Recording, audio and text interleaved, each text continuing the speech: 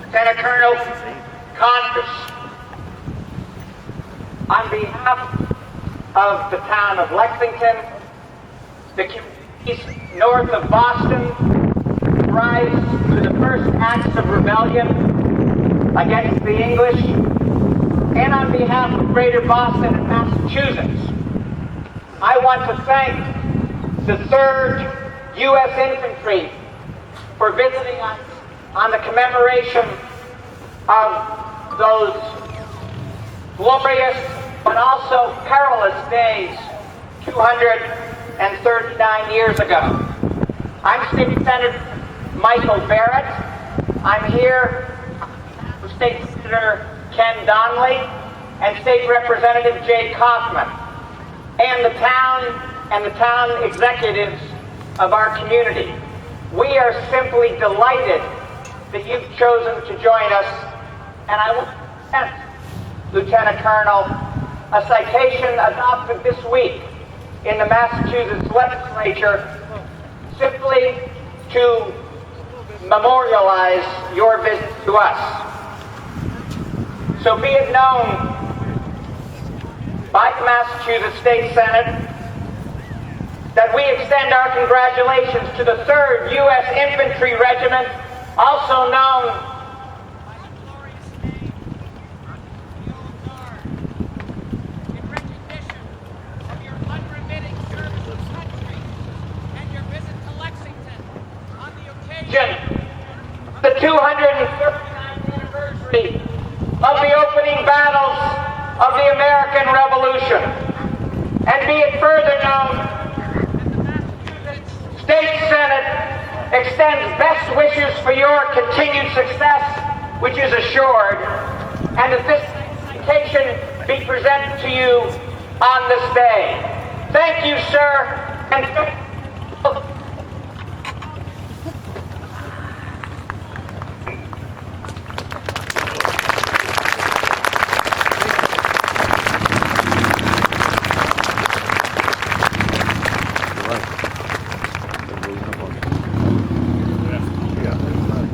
Yeah, they're all in uniform. It's not citizens, they're all in uniform. But it's Continental. Yeah, it didn't exist at the time of the battle. You tell them apart because the redcoats are red. Yeah, I got that part. No, I mean The actual event was regular guys like this. Yeah. it had nothing to do with blue uniforms. There were no blue uniforms at the time. They were militia. They were the local townsfolk. They were farmers. They were workers. They went out in their work clothes. They went from. So this cannot possibly be a reenactment. It is not. It has been rewritten. I have video from 20 years ago, and they actually reenacted it accurately. This is not accurate at all.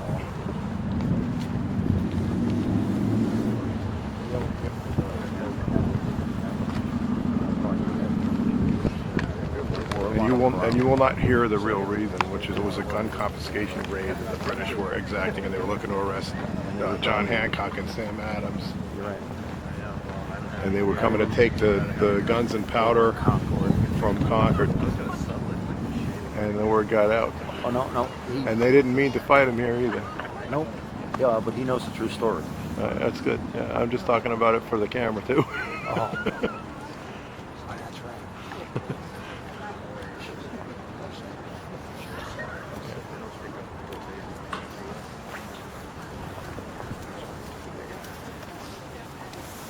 Excuse me, where'd you get the plane? Testing 1, 2.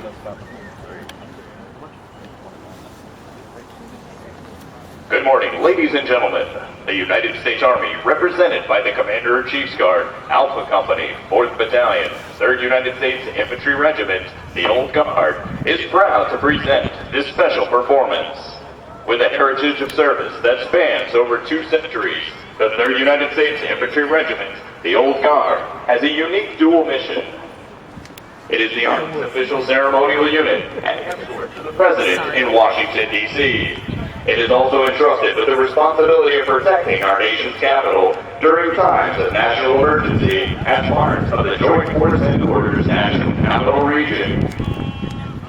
The infantrymen of Alpha Company maintain tactical proficiency through training Fort A.B. Hill, Virginia. The Old Guard ceremonial duties include welcoming official guests of the Department of the Army, Department of Defense, and the President, guarding the tomb of the unknown soldier in Arlington National Cemetery, and performing in a variety of parades and community events. The Old Guard has also contributed to the global war on terror by deploying rifle companies to the Horn of Africa in support of Operation Enduring Freedom, and a rifle company deployed to Taji, Iraq in support of Operation Iraqi Freedom. The Commander-in-Chief's Guard uses fully operable brown-fence muskets and an annual King howitzer. For today's demonstration, the howitzer and muskets are loaded only with black powder. During an actual battle, these muskets fired a 1 ounce, 3/4 inch diameter lead ball, creating a formidable wall of fire. Our performance will begin in just a moment.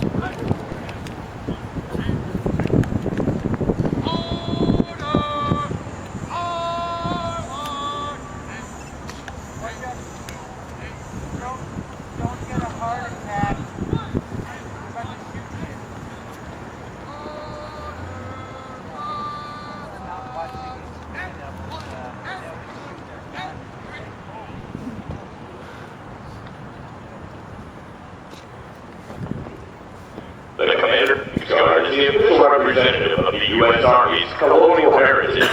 The unit participates in over 200 ceremonies and reenactments annually. They are dressed in reproduction blue uniforms with red facings in accordance with General Washington's General Order of 2nd October, 1779. The Commander-in-Chief's Guard, also known as Washington's Light Guard, was established on 12/1776. General George Washington issued an order calling each of the 13 original states regiments to detail full soldiers each to serve as the personal bodyguard. As a result, the Commander-in-Chief's Guard was the first regiment in the Continental line to have soldiers from all 13 states within its ranks. General Washington handpicked the original 54 members of the Commander-in-Chief's Guard. The soldiers were trained in the formal tactics of 18th century warfare according to the instructions of Baron Friedrich von Steuben, and exemplified the steady professionalism American soldiers could attain with proper leadership. Assembly!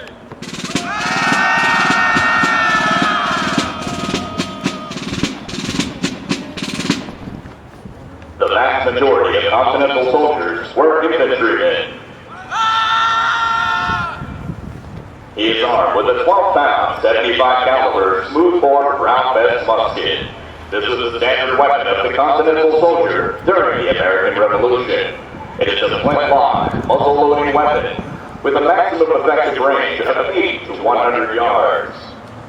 The bayonet weighs approximately 1 pound and has an 11 to 13-inch blade. The accoutrements he wears were prescribed for the Commander-in-Chief's Guard in 1776. His equipment consists of a cartridge box, which contains 24 paper cartridges of ammunition, a bayonet, slit scabbard, and a wooden canteen designed to hold 1 quart of water. The Daniel King Howitzer section was a 3 to 4 soldier element. The Daniel King Howitzer, made of bronze and designed in Pennsylvania in 1776, was the standard light artillery piece of Continental units during the American Revolution. Continental soldiers used various tools in order to fire the howitzer, to include the ladle, a small shovel that inserted the charge, the worm, a tool to pull out any stuck cartridges, the sponge and rammer, a tool to clear the barrel of any embers and to back the cartridge, and the linstock with slow match in order to light the charge.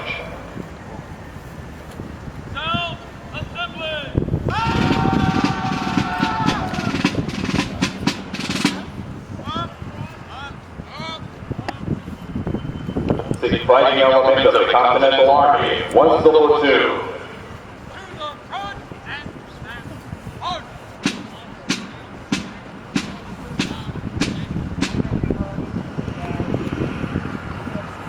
The platoon consisted of 10 to 20 men, commanded by an officer armed with an S-pontoon and sword. First is today by First Lieutenant Daniel Stalacy. To form a division. To the front and stand forward.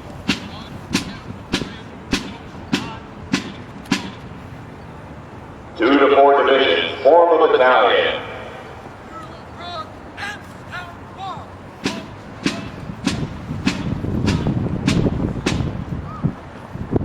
The 2nd Division is commanded by First Lieutenant Nicholas Spicocci. The battalion commander marches at the head of the formation. He carries an 18th century weapon called an S-pontoon. Besides being an effective weapon, the S-pontoon also serves as a badge of rank to help maintain discipline and to help keep the rank stressed during an advance. He carries his own symbol of rank, a double-edged spear with a head of iron called a halberd.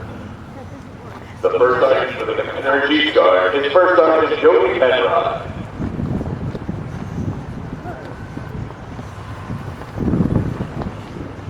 The battalion would not be complete without other support elements.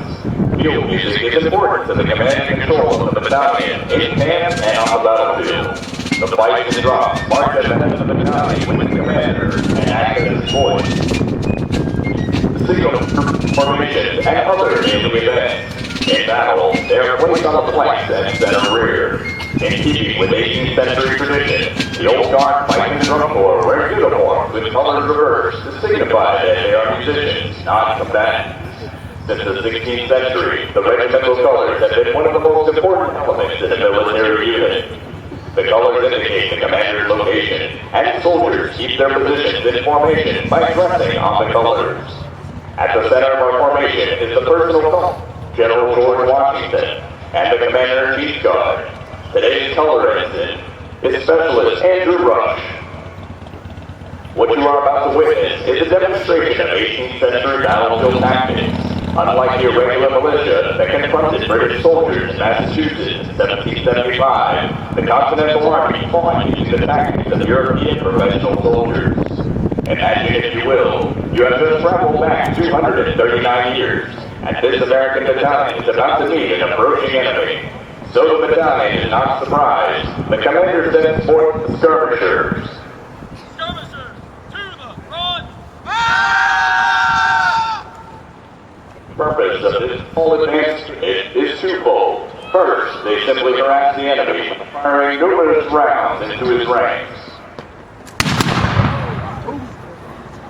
They also confuse the enemy as to the real location of the rest of the battalion.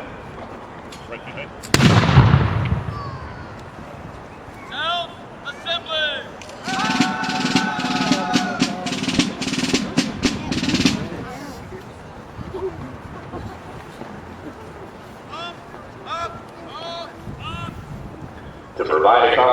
to fire against the opposition as they advance. The battalion fires by platoon. This continuous fire limits the enemy's ability to make advances or other tactical moves. To the front. March.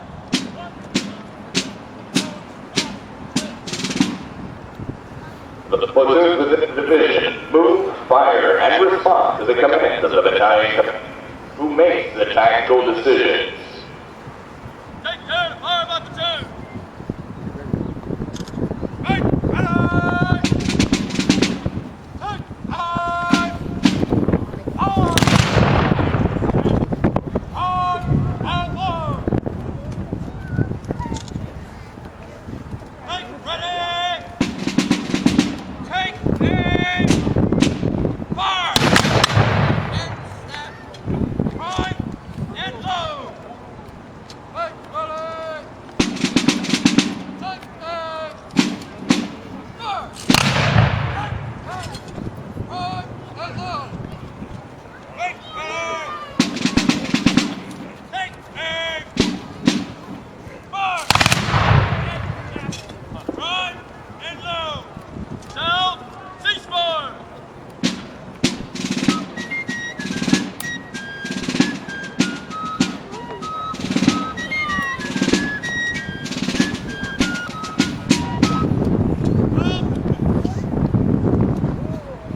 Up.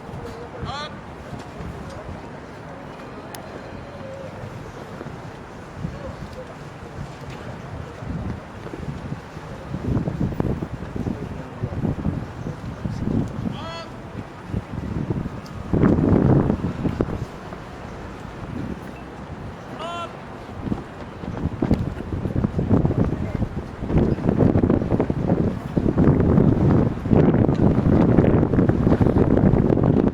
And fire from platoon. The commander-in-chief guard will now fire by division.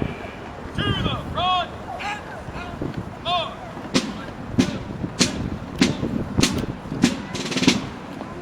Take care to fire by division. Hey, hey. Hey, hey. On. On and low. Take ready. Take aim. Fire. Right and low. Down. Ceasefire.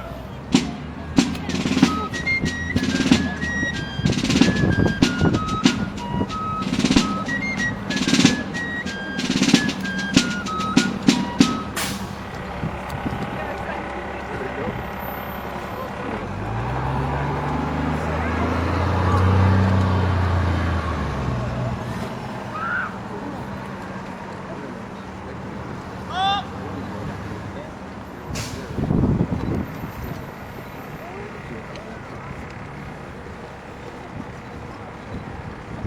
Up. The battlefield. Most infantry is extremely vulnerable to cavalry. The commander-in-chief guard will now demonstrate his response to enemy mounted threat. The commander will quickly move his unit into a rectangular defensive position known as defense against cavalry. Take care to defend against cover. Forward.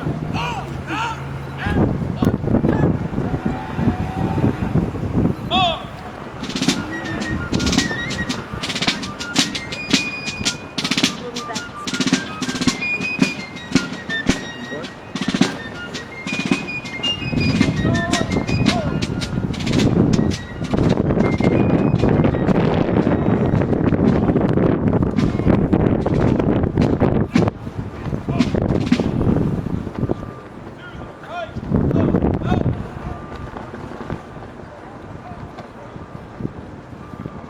This formation provides the commander-in-chief guard with the ability to protect itself from all sides. Take care to fire by battalion. Make ready. Take aim. March. Right and low.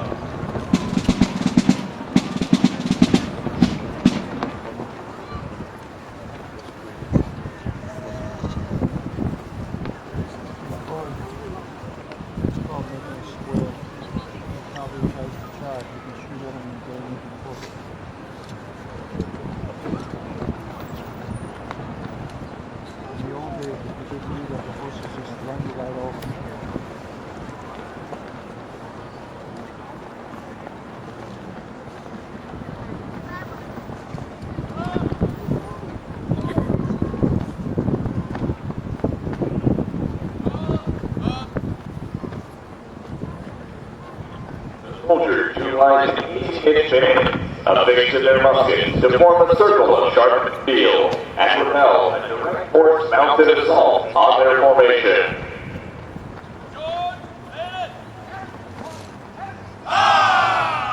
Having successfully defended against the cavalry attack, the commander-in-chief reformed the attack.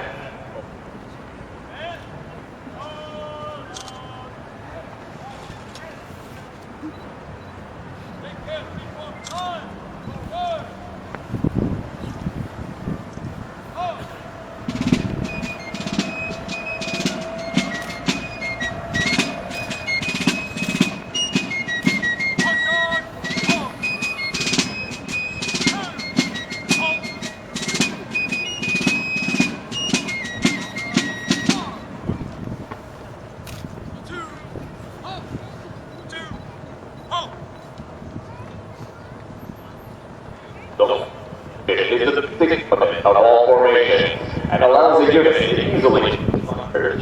Seeing an opportunity to close with the enemy, the commander wants to advance to it force the opposition from the battlefield. Preparation for his finals will employ manual howitzer and musket fire to suppress the enemy on the battlefield. Bring the muskets on fire.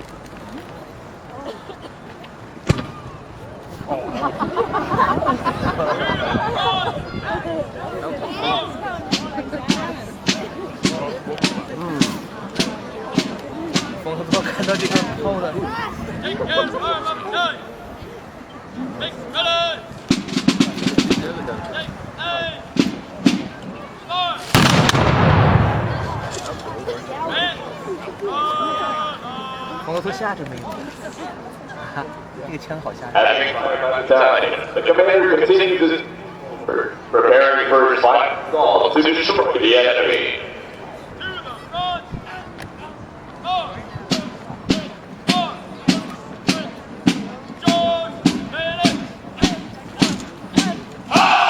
The bayonet charge, the ultimate object of tactical maneuver on the battlefield, was most often decided by one side or the other, giving its advantage when confronted by an advancing wall of steel. Ladies and gentlemen, the Commander-in-Chief.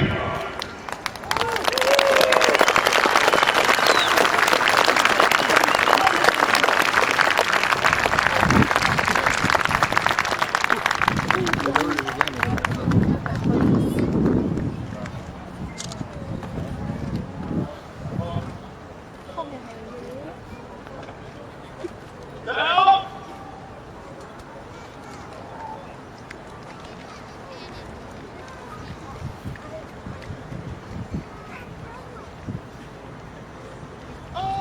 Assembly.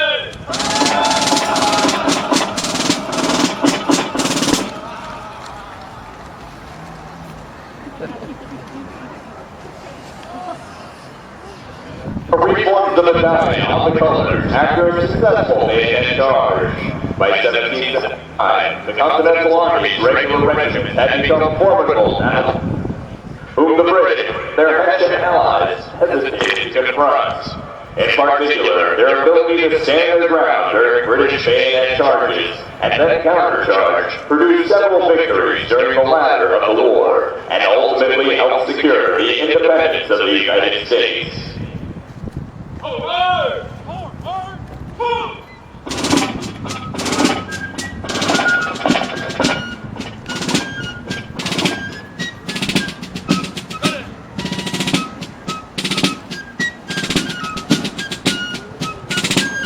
Once again, ladies and gentlemen, guard.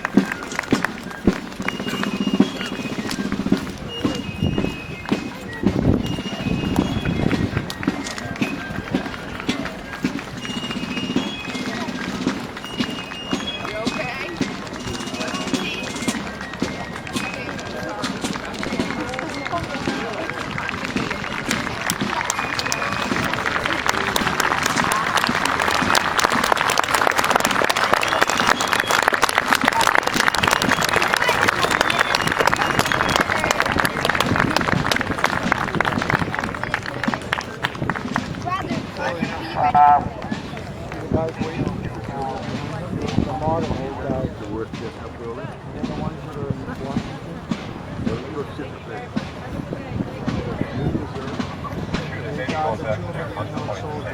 So